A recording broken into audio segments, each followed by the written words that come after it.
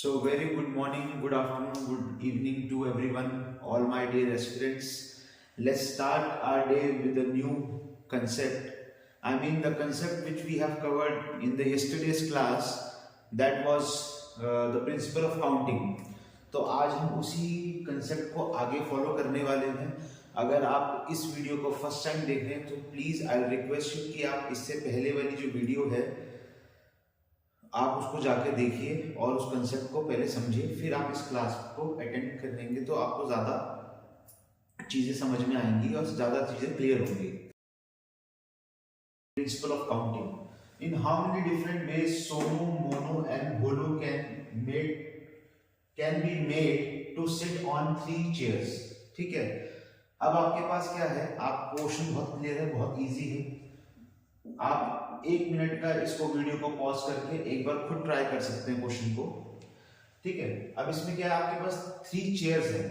मैं मान लेता हूं सी, ये हमारे पास 3 चेयर्स हैं, चेयर 1, चेयर 2 और चेयर 3. और हमें इन तीनों चेयर्स पे सोनू, मोनू और भोलू को बिठाना है. कितने तरीके से हम इनको इन चेयर्स पर बिठा सकते हैं? Very easy question. ठीक है, तो इसका अगर हम एब्रिविएशन ले ले, सोनू को हम एस मान लेते हैं, इसको एम और इसको भोलू को बी. करेक्ट. तो अब आप देखिए, अब आप इसमें कुछ नहीं है, आपको प्रैक्टिकली इस क्वेश्चन को करना है. इसमें क्या कॉम्बिनेशन बन रहा है या कौन सी प्रिंसिपल ऑफ काउंटिंग अप्लाई होगी उसको हम बाद में सीखेंगे. पहले हम उसको नॉर्मल तरीके से इसका आंसर निकालने की कोशिश करते हैं. तो सर पहले अगर यहाँ सोनू बैठ जाता है तो यहाँ पर सर बैठ गया मोनू और यहाँ बैठ गया भोलू. करेक्ट. और सर अगर सोनू यहीं पर रहता है तो मोनू और भोलू को इंटरचेंज कर सकते हैं. तो ये हो गया सर एक तरीका. सर ये हो गया बैठने का इनका एक तरीका ये. उसके बाद सर एक काम करते हैं, अब मोनू को फर्स्ट चेयर पे बिठाते हैं और सोनू को यहाँ बिठाते हैं और भोलू यहाँ बैठेगा. और मोनू फर्स्ट पे ही रहेगा और इन दोनों को इंटरचेंज कर देते हैं. तो भोलू यहाँ आ जाएगा, सोनू यहाँ आ जाएगा. उसके बाद सेम चीज हम भोलू के साथ करेंगे. सर अब भोलू फर्स्ट चेयर पे, भोलू का कंडीशन हम ध्यान देते हैं. सर भोलू फर्स्ट चेयर पे यहाँ बैठ रहा है तो मोनू यहाँ बैठ रहा है और सोनू यहाँ बैठ रहा है. और एक और कंडीशन है कि सर अगर भोलू फर्स्ट चेयर पे ही रहता है, C1, C2 और C3, तो इन दोनों को इंटरचेंज कर देते हैं. तो सर सोनू यहाँ आ जाएगा और मोनू यहाँ आ जाएगा. करेक्ट. सो आई थिंक यही 6 पॉसिबिलिटीज हमारे पास बन रही है इस क्वेश्चन के लिए. क्योंकि सोनू देखिए, सोनू हर जगह यहाँ पर भी है, फर्स्ट चेयर पे भी है सोनू, सेकंड पे भी है सोनू, थर्ड पर भी है. सारी पॉसिबिलिटीज हमने क्रिएट कर दी है. So total there are 6 ways. We can make these 3 people sit on 3 chairs. Correct. This is the basic approach to get the answer. बेटा आपका जो लास्ट टाइम जो RIMC का एग्जाम होता है जून 2023 में, उसमें एक क्वेश्चन 10 मार्क्स का इसी कंसेप्ट पे बेस आया था. So that's why we are doing this principle of counting concept. Right.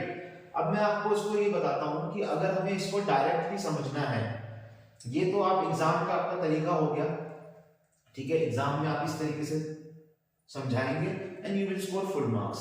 और अगर आपको उसको आंसर को चेक करना है डायरेक्टली, अगर आपको समझने की कोशिश करनी है थ्रू प्रिंसिपल ऑफ काउंटिंग, तो हम क्या करेंगे, आप देखेंगे कि सर किसी भी चेयर को आप बात कर लीजिए, चाहे फर्स्ट चेयर की बात कर लीजिए, सेकंड या थर्ड, कहीं से भी हम शुरुआत कर सकते हैं. लेफ्ट साइड से भी शुरुआत कर सकते हैं, बोर्ड के राइट साइड से भी. तो अगर मैं चेयर 1 की बात करता हूं कि सर यहां पर तीनों के तीनों पर्सन बैठ सकते हैं. चेयर 1 पर सोनू, मोनू और भोलू तीनों बैठ सकते हैं. तो हमने लिखा सर यहाँ पर तीनों की बैठने की पॉसिबिलिटी है, इसलिए हमने लिख दिया 3. करेक्ट. अब आप इमेजिन कर लीजिए अपने माइंड में, आपको रखना है कि सर यहाँ पर कोई भी एक बंदा बैठ चुका है. मान लीजिए सोनू बैठ चुका है, भोलू बैठ चुका है या मोनू बैठ चुका है.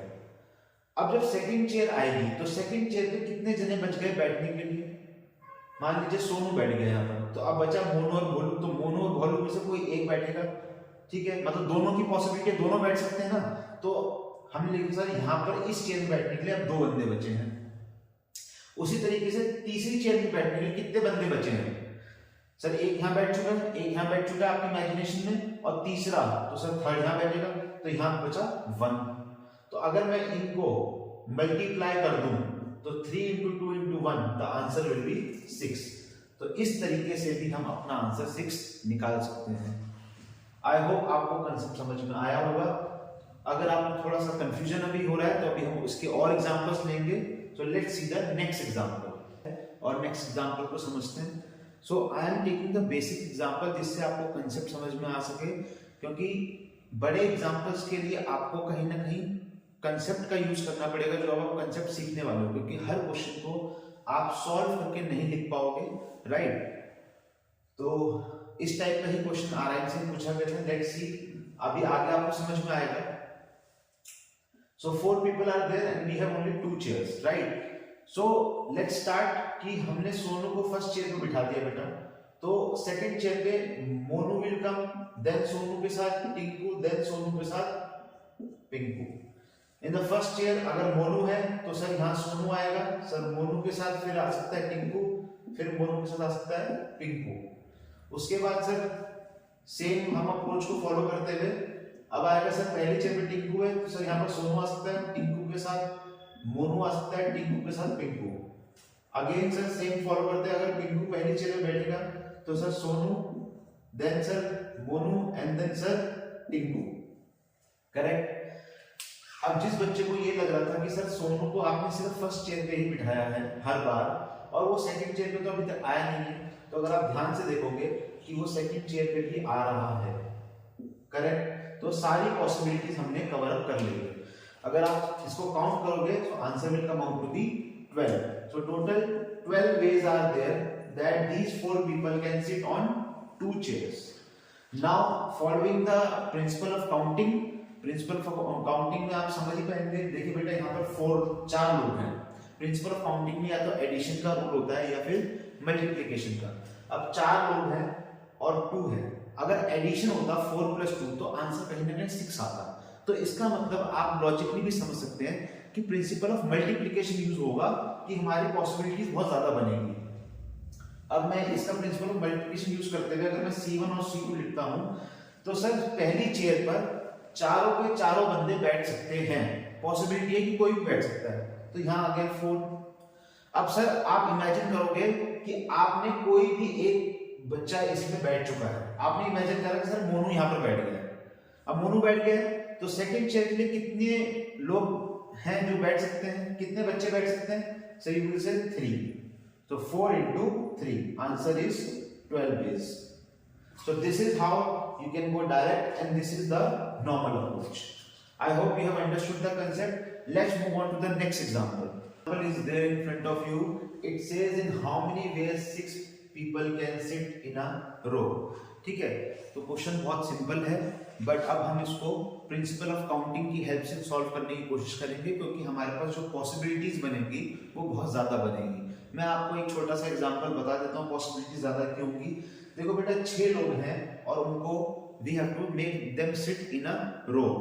तो आप ये समझ लीजिए जैसे ये रो 1 है, R1, R2, R3, R4, R5, R6, correct.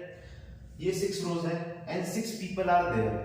तो 6 पीपल आर देयर तो डेफिनेटली वो रो में ऐसे ही बैठेंगे, करेक्ट। तो अगर किसी ने फर्स्ट P1 मतलब फर्स्ट पर्सन, P1 मतलब person first person, second person, third person, fourth person, fifth person, sixth person. तो ऐसे बहुत सारी पॉसिबिलिटीज बन जाएंगी हमारी। In how many different ways they can sit in a row. अब P1 ये रहेगा, सपोज कीजिए P1 ये रहेगा। पहले तो आप इन सबको इंटरचेंज करेंगे, इन सबको इंटरचेंज करने में बहुत कंफ्यूजन क्रिएट हो जाएगा। फिर आप P2 को फर्स्ट में बिठाएंगे और फिर इन सबको इंटरचेंज करेंगे, उसमें बहुत सारी पॉसिबिलिटीज बन जाएंगी। तो now we have to use the principle of counting, जिसकी यहाँ पर रिक्वायरमेंट है। तो अभी भी किसी बच्चे ने अगर प्रिंसिपल ऑफ काउंटिंग को अंडरस्टैंड नहीं किया है तो लास्ट वीडियो में जाके उसको अंडरस्टैंड करें, राइट। तो अब हम सिंपल इसको डायरेक्ट प्रिंसिपल ऑफ काउंटिंग से करते हैं। अगर आपको पता है कि सर हमारे पास पॉसिबिलिटीज बहुत ज्यादा बनेंगी, इसका मतलब क्या होगा कि मल्टीप्लिकेशन का प्रिंसिपल यूज होगा। तो सिट इन अ रो, तो हम लिखेंगे R1, R2, R3, R4, R5 and R6। अब आप कहीं से भी क्वेश्चन को शुरू कर सकते हैं, आइदर फ्रॉम लेफ्ट साइड और राइट साइड। पहली रो में all 6 people can sit, sir all 6 can sit। अब इसमें आप मान लो, इमेजिन कर लो सर कोई भी एक बैठ गया, तो नेक्स्ट रो के लिए कितनी पॉसिबिलिटीज है, कितने लोग बैठ सकते हैं उसमें, सर 5 लोग बैठ सकते हैं। उसी तरह सर एक यहाँ आ गया, सर एक यहाँ आ गया, अब नेक्स्ट के लिए कितने बैठ सकते हैं, सर 4 लोग बैठ सकते हैं। नेक्स्ट के लिए सर 3 बैठेंगे, सर नेक्स्ट के लिए सर 2 ही बैठेंगे, 2 ही बैठ सकते हैं।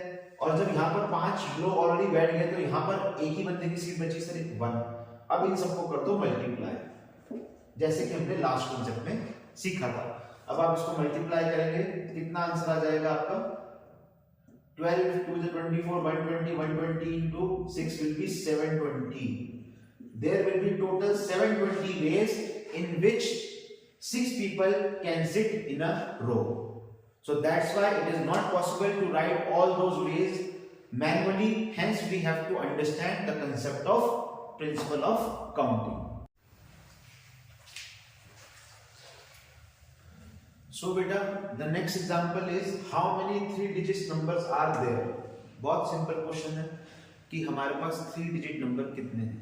अब आपको पता है कि सर ये तो बहुत ही इजी क्वेश्चन है, आप इसको मैन्युअली भी निकाल सकते हो कि आपको पता है सर 3 डिजिट नंबर जो है 100 से शुरू होता है, करेक्ट। और ये एंड कहां पर करेगा, सर ये एंड करेगा 999 पर, कोई प्रॉब्लम ही नहीं है। सो आपको क्या करना पड़ेगा, इसका मतलब सर 1 to 99 सारे नंबर्स हम नेगलेक्ट कर देंगे क्योंकि हमें 3 डिजिट नंबर बताने हैं। टोटल 3 डिजिट नंबर हमारे पास कितने हैं, तो आप क्या करोगे सर 999 में से 99 को माइनस कर देंगे, हमारा आंसर क्या आ जाएगा 900। Total 900 digit, total 900 numbers are there जो 3 डिजिट हैं, करेक्ट। 100 से शुरू होंगे और 999 तक they will go।